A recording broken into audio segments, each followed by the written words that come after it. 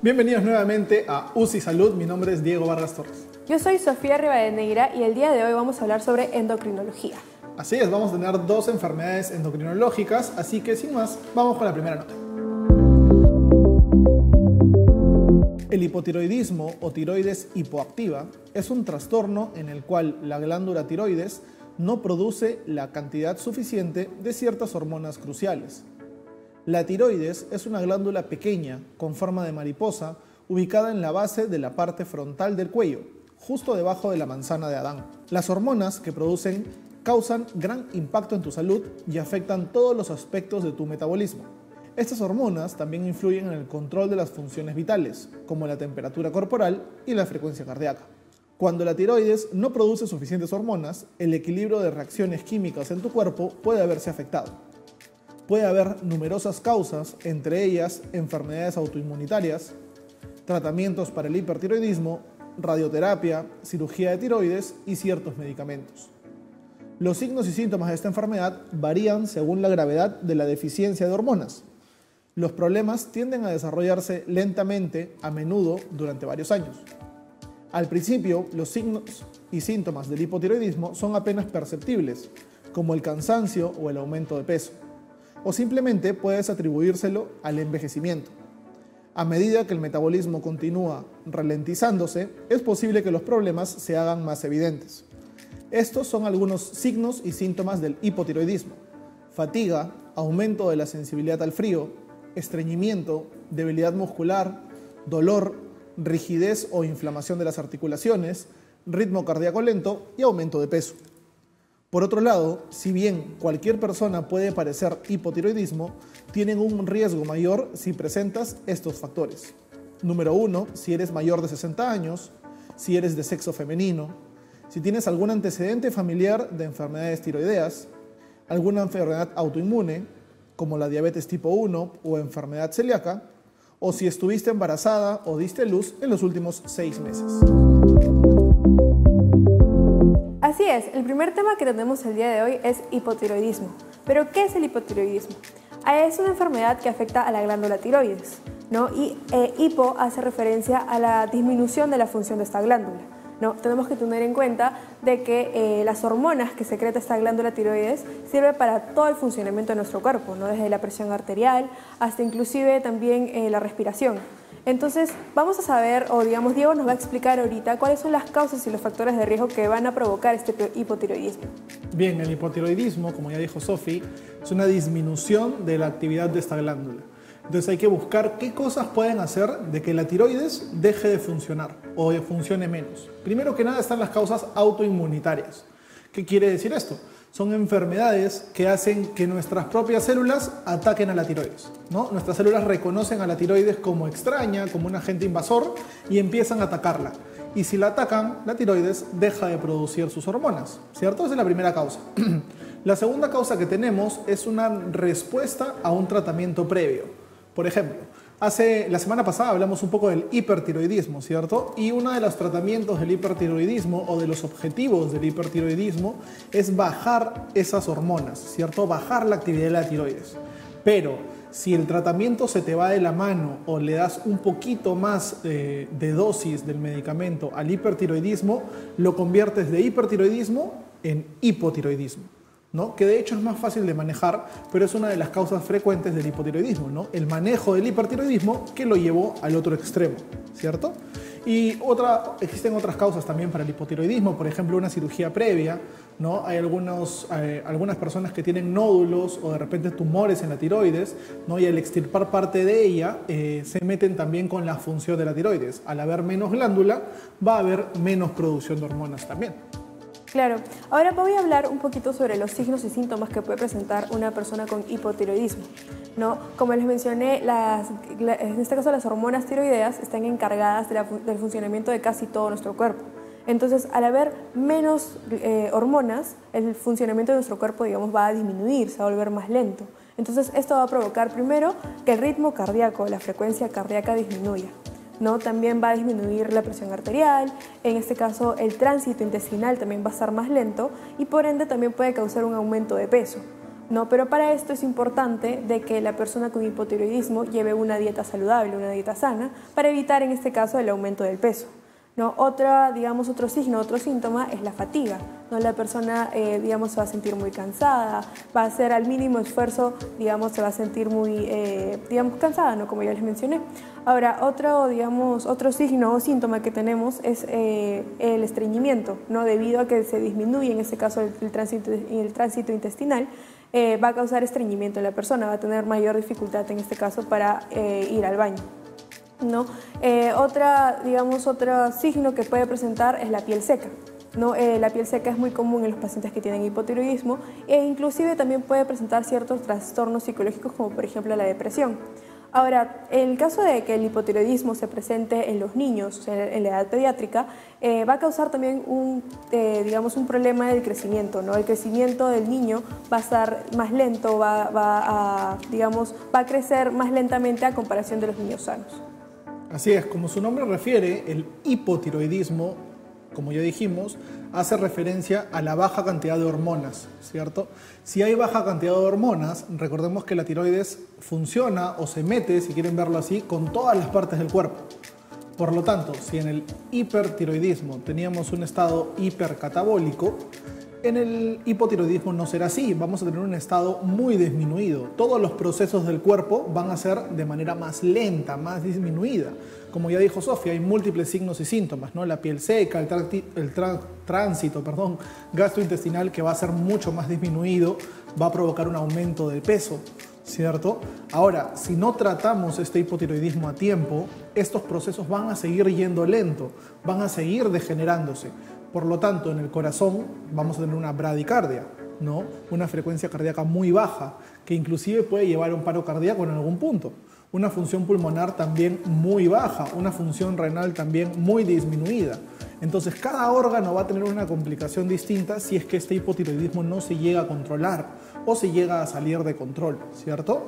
Ahora, una complicación también del hipotiroidismo es algo que los médicos conocen como un coma mixedematoso, ¿sí? Una patología no tan frecuente, pero que es muy letal para el paciente, con la cual vamos a hablar también más adelante con un especialista. Pero algo que tener en cuenta es que si nosotros tenemos algún factor de riesgo, tenemos algún, familiar que ha pasado por hipotiroidismo, tenemos a alguien cercano en la casa que ha tenido esa patología, es importante realizarse chequeos con el endocrinólogo, ¿no? Hay muchas personas, por ejemplo, que suben de peso y no comen tanto, sino que simplemente suben de peso, tienen una dieta normal, pero suben de peso, empiezan a sentirse cansados, fatigados, y en esos momentos es importante ir al médico. Es importante ir al endocrinólogo para que nos saque un perfil tiroideo y para poder ver si es que de repente hay alguna alteración, algún nódulo en esta glándula tiroides. Claro, ahora también tenemos que saber de que, un signo, un síntoma, o inclusive una de las consecuencias del hipotiroidismo es el bocio, ¿no? ¿Qué es el bocio? Es cuando se produce el agrandamiento, en este caso de la glándula en el cuello, porque la glándula tiroides se encuentra en el cuello, y se va a ver como un bulto, ¿no? Eso también puede ser un indicador o puede darnos una señal de que necesitamos ir al médico para que nos pueda evaluar, porque el bocio no es normal. Así es, entonces ya tenemos más o menos la información general del hipotiroidismo, los signos, los síntomas, las causas y más o menos qué puede generar, así que atentos para ir al médico. Pero ahora vamos a pasar al siguiente bloque, en el cual vamos a responder un poco las preguntas que nos han hecho ustedes en redes sociales, tanto en Facebook como en Instagram, así que vamos con la consulta de redes. Bien, muchísimas gracias a todos los que nos escriben en Facebook, en Instagram. Recuerden que estamos como UCI Salud en ambas redes sociales y que pueden escribirnos cuando quieran. Estamos colgando las historias, las fotos de los temas que estamos tratando durante la semana para que ustedes puedan hacer sus preguntas y nosotros resolverlas aquí en el programa. La primera pregunta que tenemos el día de hoy es: ¿cómo puedo distinguir de que padezco hipotiroidismo? Bien, es muy importante tener en cuenta, que ya les mencionamos, los signos y los síntomas, ¿no? Una persona que presenta fatiga, una persona, tal vez camina muy lento, que habla muy lento, que inclusive puede presentar bocio, que tiene la frecuencia cardíaca, en este caso, baja, por debajo de 60 latidos por minuto, o inclusive que tiene ciertas patologías, en este caso psiquiátricas, como por ejemplo la depresión, podemos estar sospechando, podría tener en este caso un hipotiroidismo. Entonces siempre es importante tener en cuenta los signos y los síntomas para poder acudir a un médico que nos pueda evaluar y nos pueda dar el diagnóstico oportunamente para recibir un tratamiento y evitar algunas complicaciones. Ahora, la segunda pregunta que tenemos es, ¿el tratamiento es de por vida? Bien, esa es una pregunta muy interesante debido a que el tratamiento va a variar según cada paciente, ¿sí? Ahora, recordemos que en el hipotiroidismo no hay suficiente producción de hormonas. Por lo tanto, tenemos que darles hormonas. Tenemos que darle hormona al paciente para que el paciente pueda vivir tranquilo, pueda calmar los síntomas. Por lo tanto, si tenemos una enfermedad de base, por ejemplo, una enfermedad autoinmunitaria, la enfermedad autoinmunitaria no se puede curar. Por lo tanto, esa tiroides va a estar produciendo pocas hormonas toda su vida. Por lo tanto, el tratamiento sí va a ser de por vida, ¿no? De repente, si es una cirugía o bueno, si es una patología que se da porque tenemos un nódulo en la tiroides, de repente sacando ese nódulo, la tiroides se regula, ¿no? Pero generalmente, en la mayoría de casos, el tratamiento sí es de por vida, ¿no? Va a llegar momentos en que nuestro nivel hormonal se va a regular, ¿sí? Va a ser normal, por lo tanto vamos a dejar de tomar el medicamento por un tiempo, pero que luego vamos a volver a tomarlo por indicación del médico. Así que en general, el tratamiento sí es de por vida. La tercera pregunta que tenemos es, ¿se da igual en hombres que en mujeres? Bien, esta es una pregunta muy interesante porque digamos, un factor de riesgo en este caso para tener el hipotiroidismo es ser mujer. No se ha demostrado que hay una mayor incidencia en las mujeres que en los hombres, pero sin embargo, si es que tú eres un hombre y presentas alguno de los síntomas o signos que ya mencionamos, es necesario que acudas a un médico para que te pueda evaluar porque, digamos, no impide que tú puedas tener un hipotiroidismo. Así es, muchas gracias a todos los que nos escriben nuevamente por redes sociales, en Instagram y en Facebook. Recuerden que pueden hacer sus consultas, ahí estamos como UCI Salud. No se pierdan la siguiente parte del programa, porque después del corte vamos a hablar con un médico endocrinólogo, el cual nos va a ayudar a conversar un poquito más sobre el hipotiroidismo, para ver cuáles son las complicaciones, cómo es el tratamiento, cuándo debo acudir a él exactamente. Así que nos vemos después de la pausa.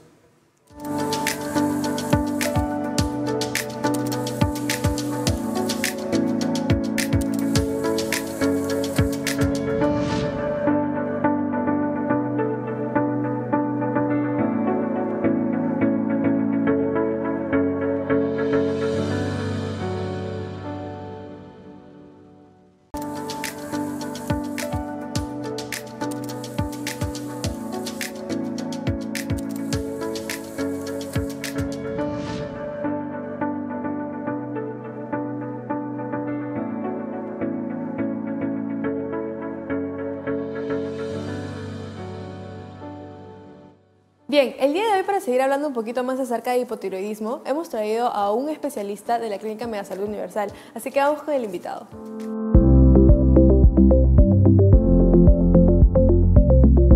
Así es, para hablar de hipotiroidismo, el día de hoy estamos con el doctor Ortiz, médico endocrinólogo de la Clínica Megasalud Universal. Doctor, bienvenido. Muchas gracias por estar el día de hoy con nosotros. Vamos a hacerle algunas preguntas sobre hipotiroidismo para dejar algunos conceptos un poquito más claros, doctor. Y la primera pregunta que tenemos el día de hoy es la siguiente. ¿La infertilidad por hipotiroidismo es reversible? Chicos, muy buenas tardes. Un gusto de nuevo estar con ustedes. Pues un paciente hipotiroideo en tratamiento con su reemplazo hormonal, que es la levotiroxina, sí puede llegarse a revertir. Incluso muchos de esos pacientes que sufren de hipotiroidismo pueden gestar, pueden salir embarazadas y pueden tener una vida normal con su tratamiento adecuado y con la dosis adecuada para cada persona, de acuerdo al peso y de acuerdo a la edad. Así es, correcto. Sí, doctor, como usted menciona, es muy importante en este caso traer un tratamiento de manera oportuna, ¿no? para evitar ciertas complicaciones. Y doctor, la pregunta que yo le quería realizar es si el hipotiroidismo en este caso puede disminuir el tiempo de vida de una persona. Bueno, sí, esta es una muy buena pregunta, Sofi. Siempre el paciente pues acude con este interrogante y no.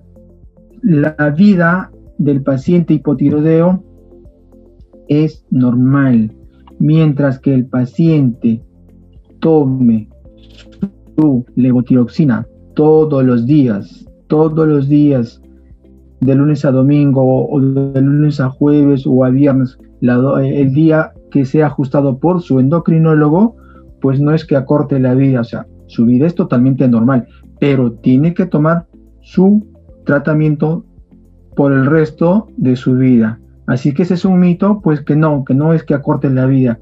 Pues de repente el paciente puede llegar a fallecer por otra causa que no sea el hipotiroidismo. Más bien, si el paciente deja de tomar su tratamiento, sí vienen algunas complicaciones.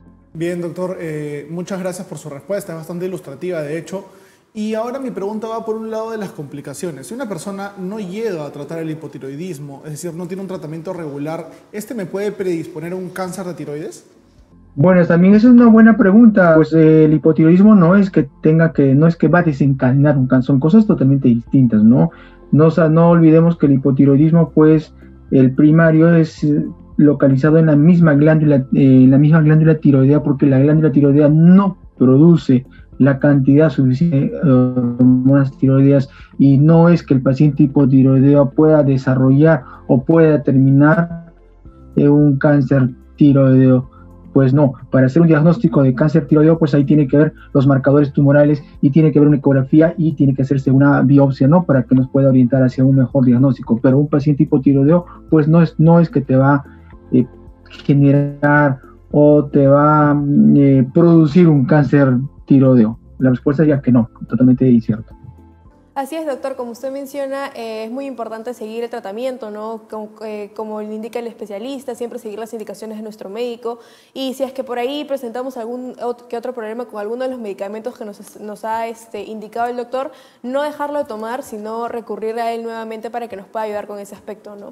Doctor, la pregunta que yo tengo para usted es, en el caso de que una persona tenga hipotiroidismo y esté durante el tratamiento, ¿cuáles son los cuidados que debe seguir, ¿no? ¿Cuáles son, en este caso, las indicaciones que usted le podría dar a un paciente para que pueda evitar alguna complicación con el hipotiroidismo?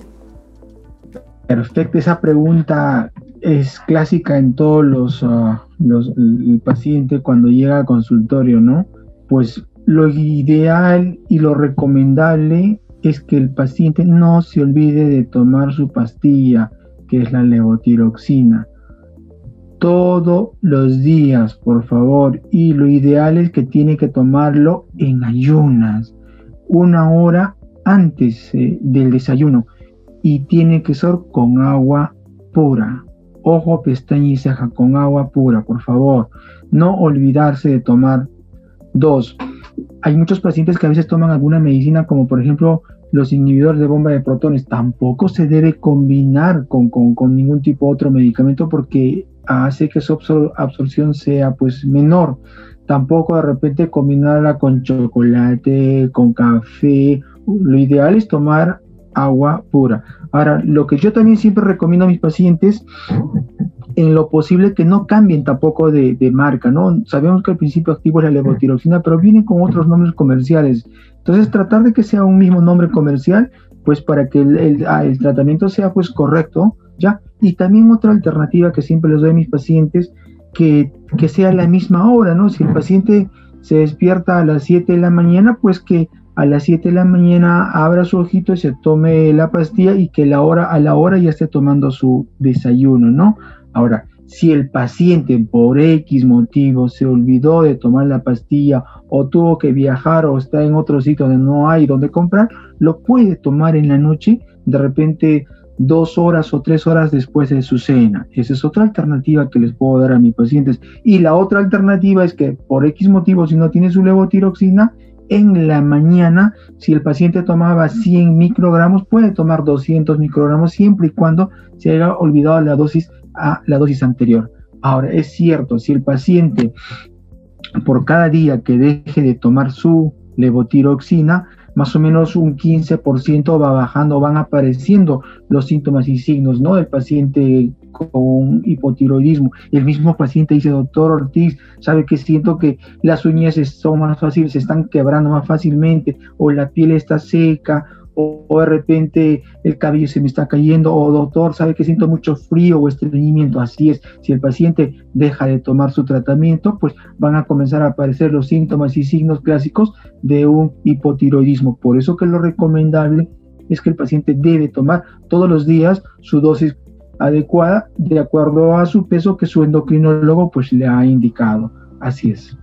Bien, doctor, le agradecemos mucho por su tiempo, ha sido bastante ilustrativa la explicación, gracias por contestar nuevamente nuestras preguntas y esperamos contar con usted en el siguiente bloque para seguir conversando un poquito más sobre endocrinología. Pero ahorita vamos a ir con nuestro bloque para hablar un poco más de la pandemia. Vamos con nuestro bloque COVID. Bien, para el día de hoy tenemos un tema muy importante en nuestro bloque COVID. Nos vamos a hablar un poco sobre la violencia familiar y la cuarentena y el aislamiento social. Así es, la violencia doméstica y el COVID están muy relacionados, ¿no? ¿Por qué? Porque sabemos que en esta pandemia hemos tenido que pasar mucho tiempo en casa, de hecho seguimos pasando mucho tiempo en casa, y hay algunas familias que pueden estar muy bien constituidas, se pueden llevar muy bien y pueden tener una convivencia un poco más fraterna. Sin embargo, algunas cifras que han revelado no solamente el Ministerio del Perú, sino en otros ministerios, en otros países, han revelado, han concluido de que las cifras de violencia doméstica han aumentado en esos tiempos de pandemia. Y esto tiene muchas aristas, ¿no? Tiene múltiples explicaciones. La principal es que pasamos más tiempo en casa, ¿cierto?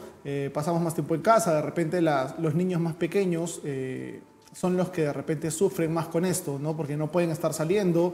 De hecho, los jóvenes ahora pueden salir un poco más, ¿no? Pero los niños, digamos, entre los 8, llegando hasta los 14, 15 años, están un poco más confinados en casa, ¿cierto? Y pueden existir algunas complicaciones en las relaciones familiares que existen.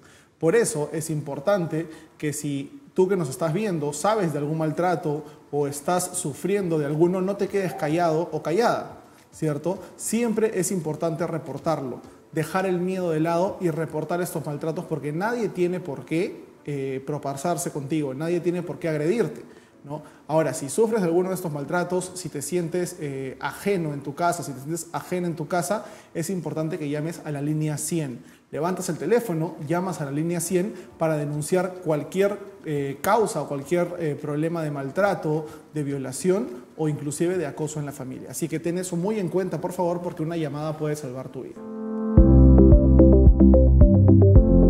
Vamos a pasar con la siguiente parte de nuestro programa, vamos a hacer una pausa, pero después de eso vamos a venir con un especialista, vamos a hablar con un médico, vamos a hablar de un tema completamente distinto, pero siempre vinculado a la endocrinología. Así que nos vemos después del corte.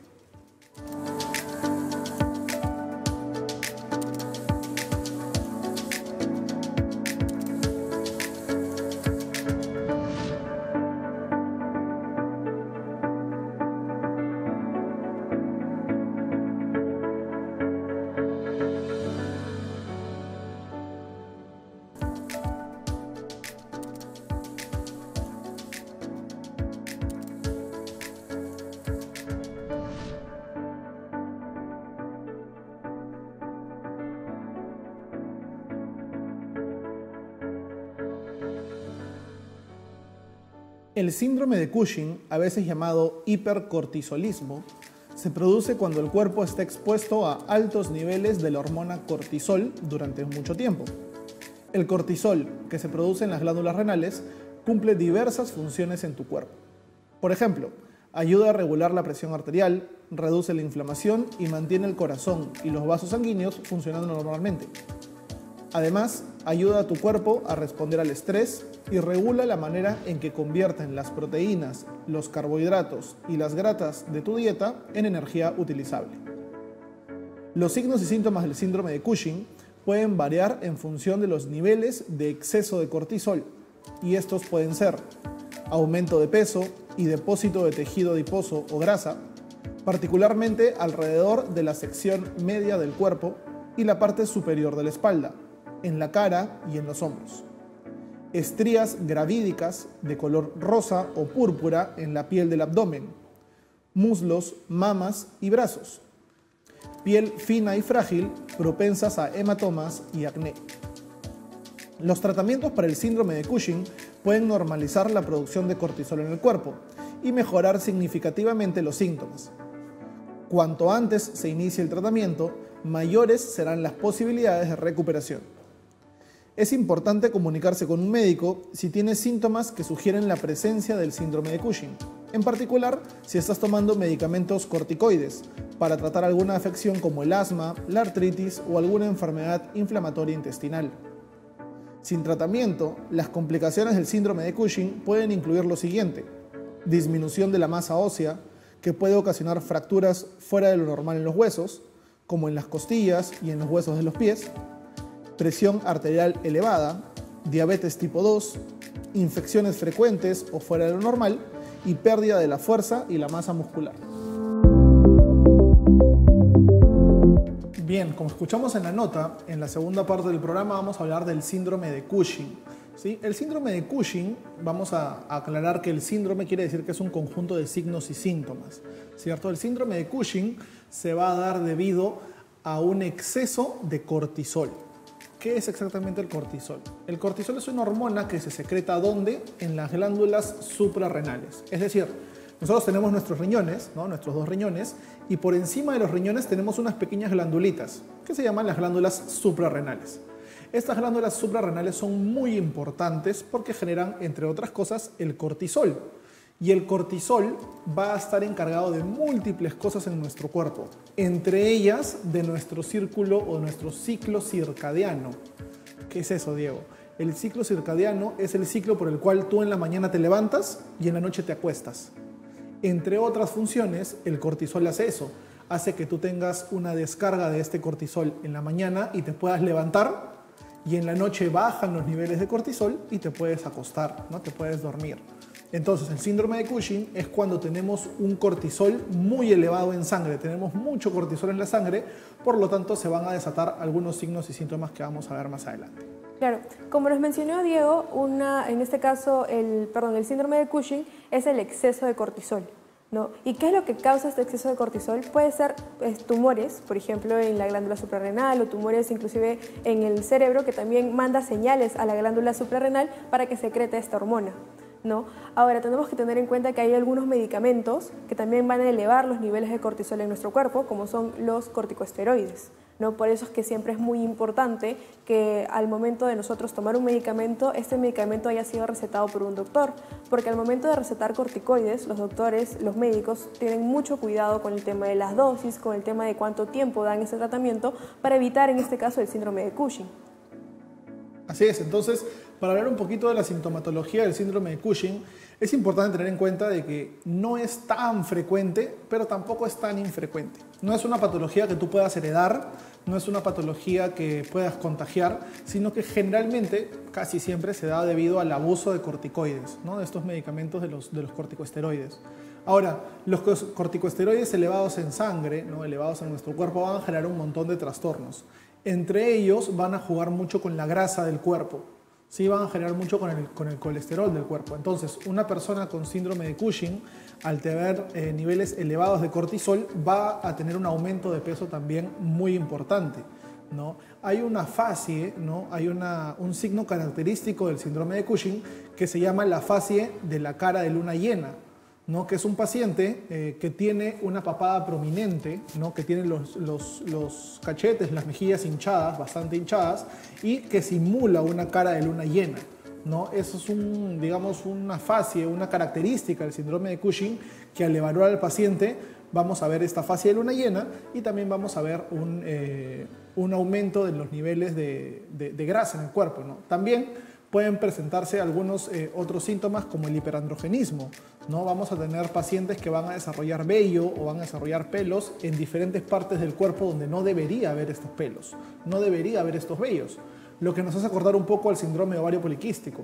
¿no? Como los niveles de hormonas crecen, suben en sangre, las hormonas esteroideas, la testosterona en general, se vuelve loca, ¿no? Incrementa su número en sangre. Por lo tanto, desarrollamos estos signos, ¿no? La voz se agruesa un poco más, la piel de la persona se vuelve mucho más grasosa, ¿no? Se vuelve también más como lija, ¿no? Entonces, resumiendo un poco, los signos y los síntomas más frecuentes: la cara de luna llena, ¿no? La papada prominente, los mejillas también prominentes. Número 2, la sudoración excesiva o la piel grasosa, también es muy importante.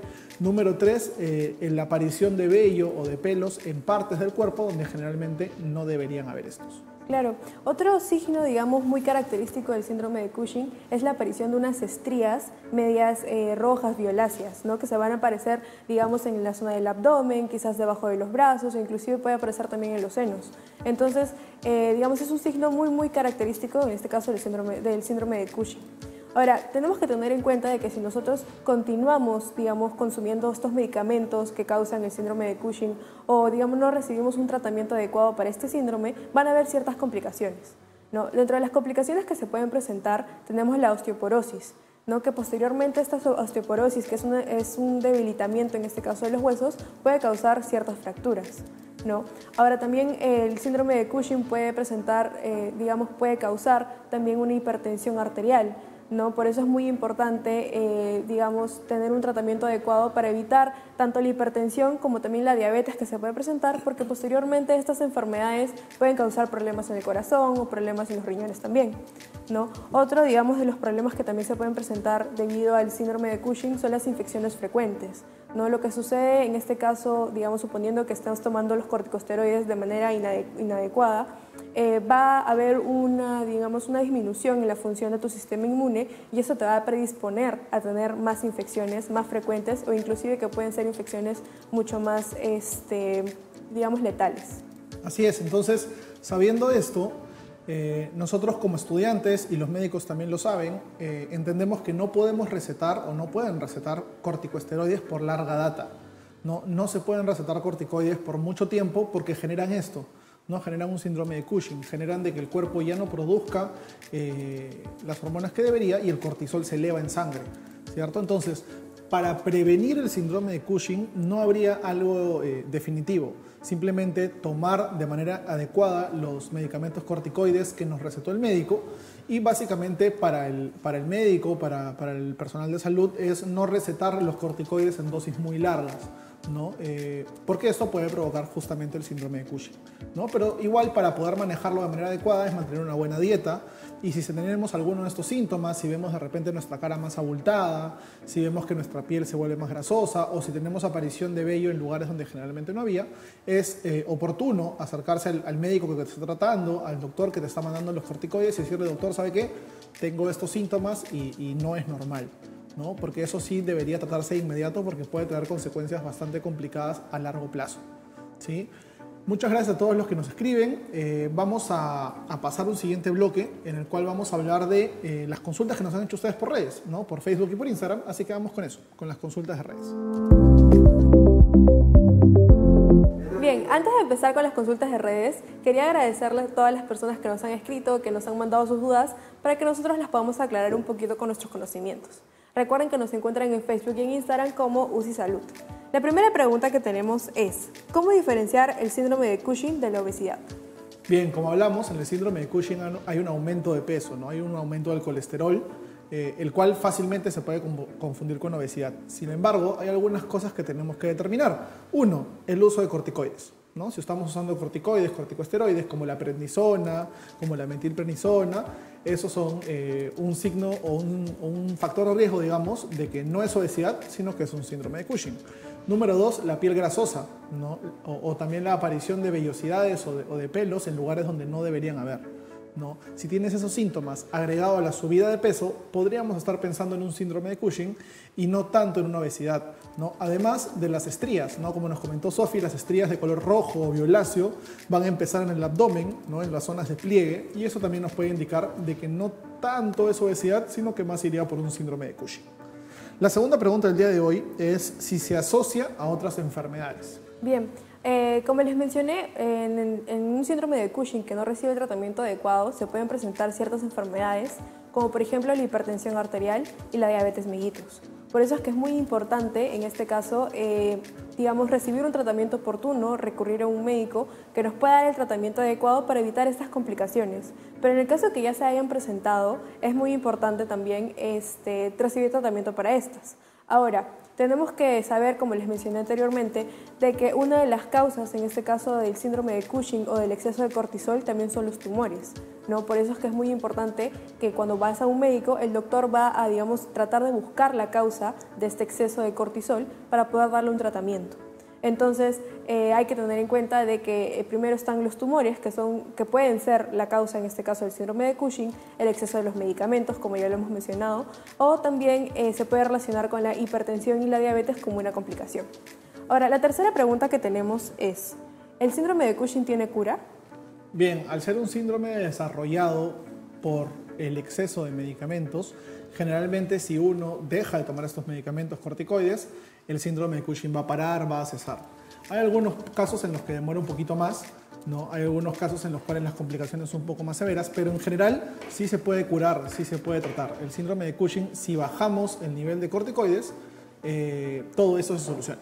¿no? Entonces, básicamente, esa sería la cura, ese sería el tratamiento, pero igual lo vamos a ver más adelante. Y justamente después de la pausa, vamos a tener un médico especialista, un endocrinólogo, el cual nos va a ayudar a ver un poco el tratamiento, un poco exactamente cómo se da, exactamente con qué tipo de medicación se desarrolla este síndrome de Cushing. Así que nos vemos después de la pausa.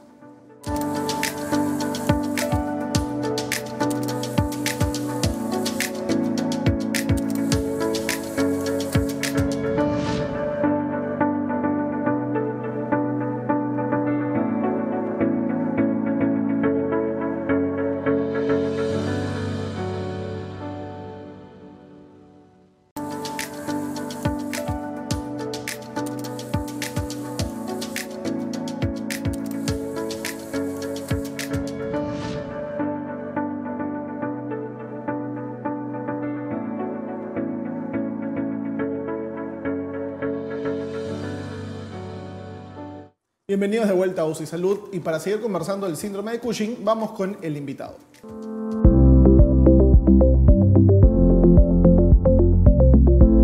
Así es, el día de hoy para conversar un poquito más acerca del síndrome de Cushing, estamos con el doctor Ortiz, endocrinólogo de la Clínica Megasalud Universal.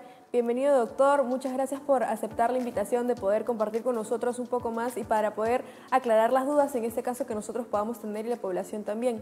Doctor, la primera pregunta que tengo para usted el día de hoy es si todos los signos y síntomas van a mejorar tras el tratamiento, en este caso, del síndrome de Cushing.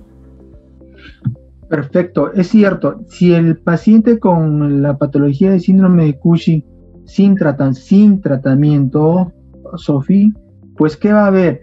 Va a haber una disminución, pues a nivel de la masa ósea, va a haber una osteoporosis siempre y cuando no lleve un tratamiento adecuado, ¿no? Que puede ocasionar, por favor, fracturas fuera de lo normal, de repente a nivel de las costillas o a nivel de repente de los huesos del pie.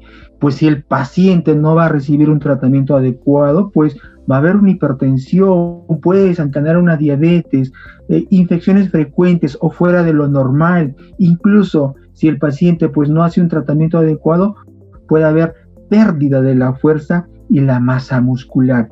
Pero si el paciente lleva un tratamiento correcto, pues todos estos síntomas y signos sí van a mejorar. Claro, doctor, en verdad es muy interesante todo lo que usted nos está diciendo porque es importante, primero que nada, dejar de tomar esos corticoides, pero con indicación del médico, ¿no? Y seguir un tratamiento adecuado, ¿cierto? Ahora, doctor, las personas, sobre todo las embarazadas, que se ven afectadas por este síndrome de Cushing, ¿cómo netamente esta enfermedad, esta patología puede afectar a su embarazo?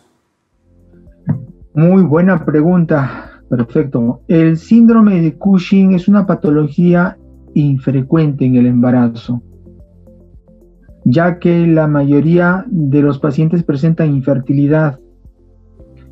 El diagnóstico de hipercortisolismo es difícil, ¿no? Porque a veces dan muchos síntomas que a veces se presentan en formas leves o en formas graves que se interpretan como complicaciones del embarazo, ¿no? Dentro de ellos, por ejemplo, la hipertensión y las alteraciones de repente a nivel de los hidratos de carbono, ¿no? La preeclampsia, la trombosis, edema pulmonar, la falla cardíaca congestiva, ¿no? O de repente, pues, también terminan en cesáreas, ¿no? Porque hay una infección de las heridas quirúrgicas, ¿no? Entonces, o de repente, pues, hay un manejo, un seguimiento y un manejo adecuado para que se pueda hacer en los pacientes con síndrome de Cushing, hacer un tratamiento oportuno. Sí, si usted hace un seguimiento y un manejo adecuado, pues sí, el paciente con Cushing y embarazo puede llegar a un buen puerto, así es. Claro, doctor, muy importante lo que nos menciona, ¿no? Hay que tener mucho cuidado en este caso si es que se presenta alguna enfermedad y conjuntamente la mujer está llevando un embarazo, ¿no? Es un tema muy delicado. Y doctor, la pregunta que yo le quería realizar es ¿qué sucede o cómo se manejaría en el caso de que sea un paciente que necesita en este caso tomar medicamentos como los corticosteroides, pero que está presentando un síndrome de Cushing? Más o menos, ¿cómo sería el manejo? Perfecto, muy buena pregunta, ¿no es cierto? El síndrome de Cushing se produce cuando el cuerpo está expuesto a altos niveles de hormona, ¿no? como el cortisol por mucho tiempo, y a esto es llamado muchas veces el hipercortisolismo, y es por el uso de medicamentos prolongados, en especial los corticoides orales, ¿no es cierto? A veces el síndrome de Cushing puede desarrollarse por una causa ajena a la ingesta de medicamentos con corticoides a dosis altas, como por ejemplo la prednisona, que es un muy buen medicamento, pero hay que saberlo usar, ¿no es cierto? Así como esta prednisona o este corticoide tiene efectos benéficos, pero también afecta de la misma manera, ¿no?, que un cortisol que producimos naturalmente.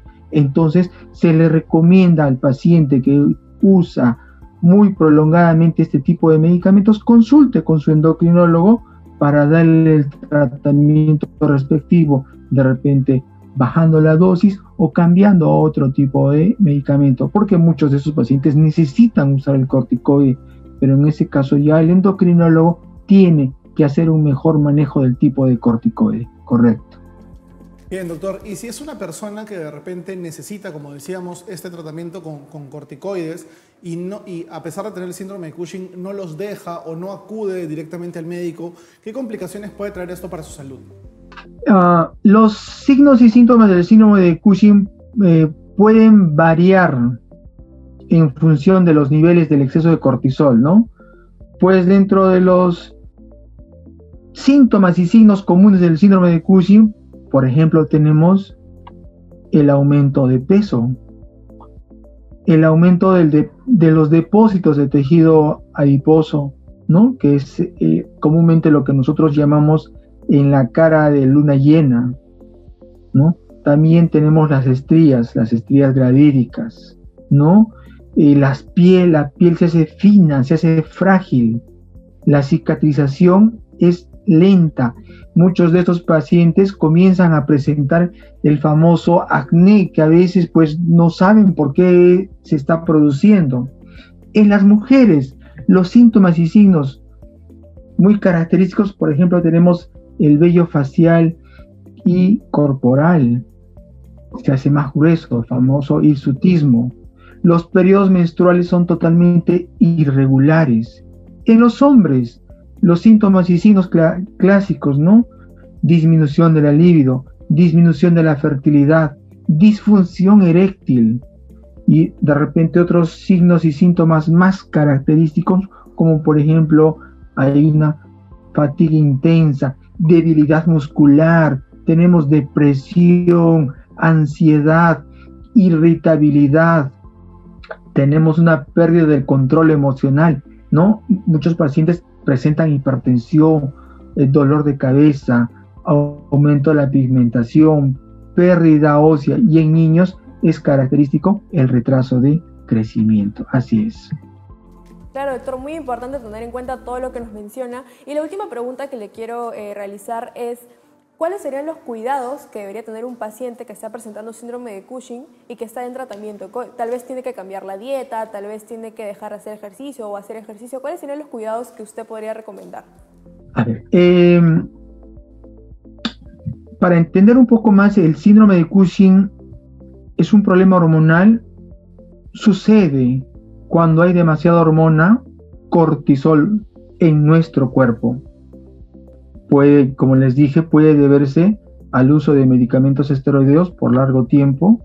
También se puede deber por tumores, donde localizado de repente en la hipófisis o en las glándulas suprarrenales. Los síntomas aparecen lentamente y con el tiempo. Siempre, por eso yo les recomiendo a mis pacientes que el tratamiento va a depender de la causa del síndrome. Si es por un medicamento esteroideo, su médico de cabecera, su endocrinólogo, puede cambiar la cantidad de medicamentos que usted está tomando o de repente suspender en forma paulatina. Si en caso fuese por tumores, sea a nivel de la hipófisis o las glándulas suprarrenales, el tratamiento pues, puede ser con cirugía, medicamentos o radiación. Lo que yo siempre les recomiendo a mis pacientes que pues los guachitos o los tips para que lo tengan muy presente, pues por favor, pues que siempre asegúrese de hacer y acudir a todas sus citas con el endocrinólogo, saber los resultados, tener una idea, mantener una lista de los medicamentos que va a tomar, ¿no? En el hogar, ¿qué cosa tiene que hacer en el hogar este paciente con síndrome de Cushing? Tiene que tener una dieta rica en proteínas y en calcio para prevenir la pérdida de la masa muscular y ósea. Podemos complementar también con calcio y con vitamina D. Limitar el consumo de sal, ¿no? En este tipo de pacientes, ya que también van a presentar hipertensiones arteriales, ¿ya?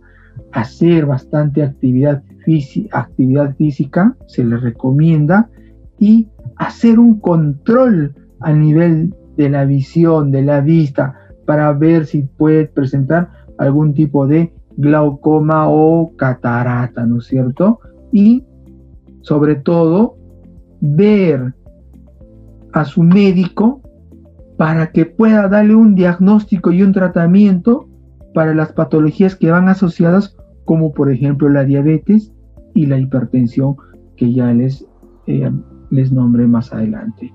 Gracias. Bien, muchas gracias, doctor Ortiz, por estar el día de hoy con nosotros. En verdad, estamos muy felices de poder contar con su presencia y esperamos poder estar con usted en otro programa. Y ahora vamos a pasar a nuestro bloque de tips y mitos.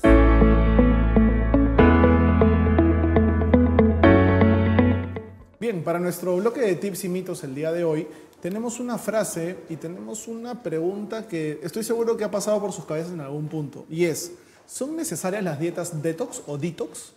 Claro, esta es una pregunta muy importante.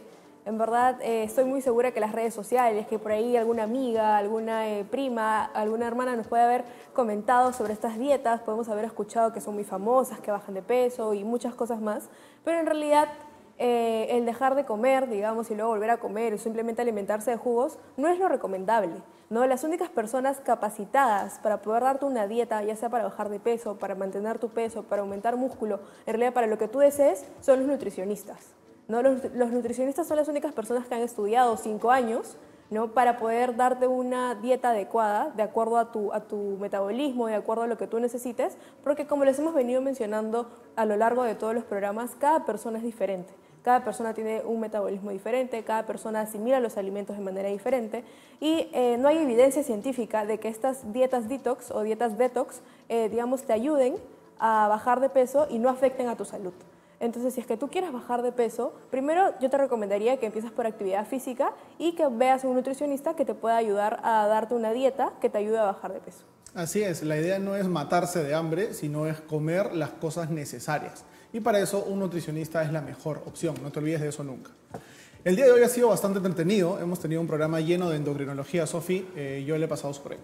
Sí, yo también, en verdad, como ya saben, si ustedes tienen algunos signos o síntomas de los que hemos conversado el día de hoy, pueden ir a la Clínica Meda Salud Universal o a la posta más cercana donde ustedes se encuentren y por favor no dejen que los síntomas avancen, no dejen que sus enfermedades puedan volverse más peligrosas.